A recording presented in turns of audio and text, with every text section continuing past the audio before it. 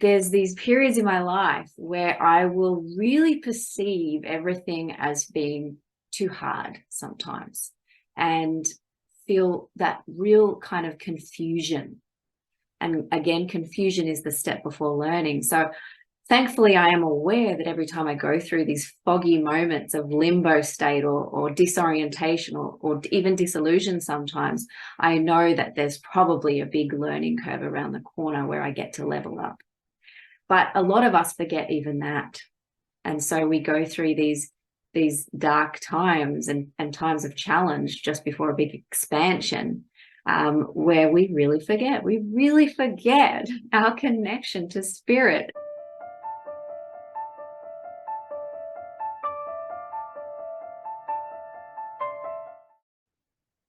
Hello there. We all have times where we go through periods of darkness. Darkness as in we forget who we are. We get lost in a problem or a challenge or a circumstance or situation that feels at the time insurmountable. For example, we might get sick and the pain or the ailment is enough to get us completely preoccupied or focused on this bodily experience, the pain body. And we forget who we really are. The perception is that we lose connection with spirit. And that's not even a thought at the time because we're so distracted by the three-dimensional experience, the body and the mind, the illusion of the external world. And so we start to identify with the small self. And there are many times throughout our days, months, weeks, years, where we go through these cycles of darkness, if you like. And it's darkness because in a way it's us forgetting to look and see the illumination of spirit in our lives. And so the perception is that it's dark, that we're separate, and we feel that it causes an immense amount of suffering.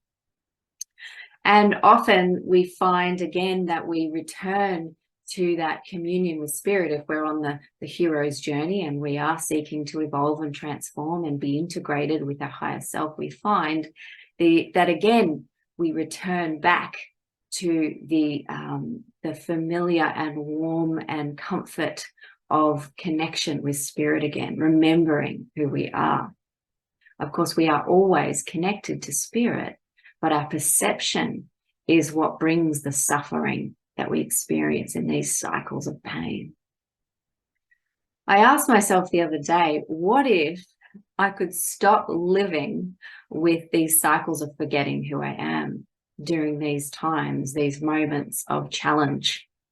And it is often in our lives the moments of big expansion and challenge where we go through this kind of darkness and forgetting.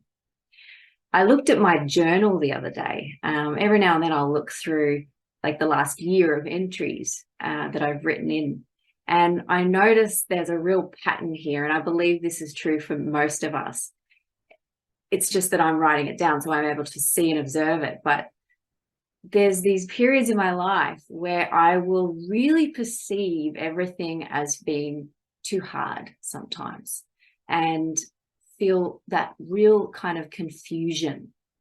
And again, confusion is the step before learning. So thankfully, I am aware that every time I go through these foggy moments of limbo state or disorientation or even disillusion sometimes, I know that there's probably a big learning curve around the corner where I get to level up. But a lot of us forget even that. And so we go through these dark times and times of challenge just before a big expansion, where we really forget our connection to spirit. And the thing is, when we forget in these dark times, when we forget who we really are, the I am presence within our lives, we forget to surrender. And this is key, because who's operating the story if we're not in surrender? The small self. It's the programming, the body, the mind, takes over, and it can only ever operate within a small window of what's programmed in there. It's not alive. The body and the mind are really just a set of automaton programming. And so we are limited, we are severely limited, and we will never feel that sense of peace or satiation if we try and solve things with our small self out of surrender. Without surrender, I should say. So wouldn't it be great if we could remember consistently who we are, even through these times of challenge where everything seems lost or dark sometimes, or we can't possibly imagine how we would get out of this? I believe that this would mean that we would stay in a state of permanent surrender, or more consistent surrender. And the thing with surrender, I'm sure you would agree, is that when we're in this beautiful state of letting go and allowing God, source spirit, to be the driver in our lives, what we find is an immense, immeasurable amount of peace falls over us, that unshakable inner peace. But wouldn't it be amazing if we could stay in surrender, because we continue to remember who we really are?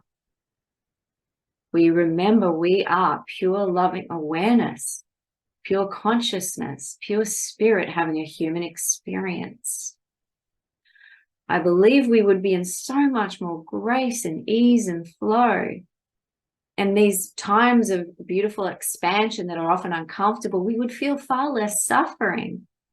And that's probably what these enlightened people are experiencing, where they are still in the human form, so they still experience contrast, negative and positive poles, but they are in a state of flow in grace. That is what I believe grace means, is remembering who we are at all times. So we stay in surrender. So we flow through and around the obstacles that we experience, because we are ever expanding. So we are like water, like the Taoists would say. We'll be like water, flow around the obstacles. The obstacles are no longer considered really obstacles, and we stay in surrender. Then we would be able to handle this world of change around us, because nothing is the same. Everything is transient and moving and changing and evolving and dynamic around us in the external world. So we need to be able to roll with that, or flow with that. So the only way to really flow is to continuously remember who you are in surrender, to allow spirit to guide you with wisdom and grace. So if you are going through an experience that feels like you're in a dark night of the soul, or a real confusing place right now, where you feel lost, disorientated, disillusioned, remember who you are. I believe that the solution for us when we go through these periods of challenge is to surrender into meditation, stillness, if you like. If you haven't got that practice in your life as part of your ritual or spiritual routine, then I would encourage you to do so, to bring in a time of stillness each day where you step out of the monkey mind and its programming and surrender back to spirit, to allow spirit to come in and be the driver of this life experience, so that you can be guided with grace and ease into the next step. So you can be more present. In presence, we stay when we are in surrender. And again, if you remember the Hermetic principles, we know that presence is probably the only real measurable way to check if we are alive and living. Are you here now? But we can only ever really feel safe to be here now if we are in trust with spirit, in total surrender. So if you are struggling right now, please be reassured you're okay. but don't try and do it on your own with your small self.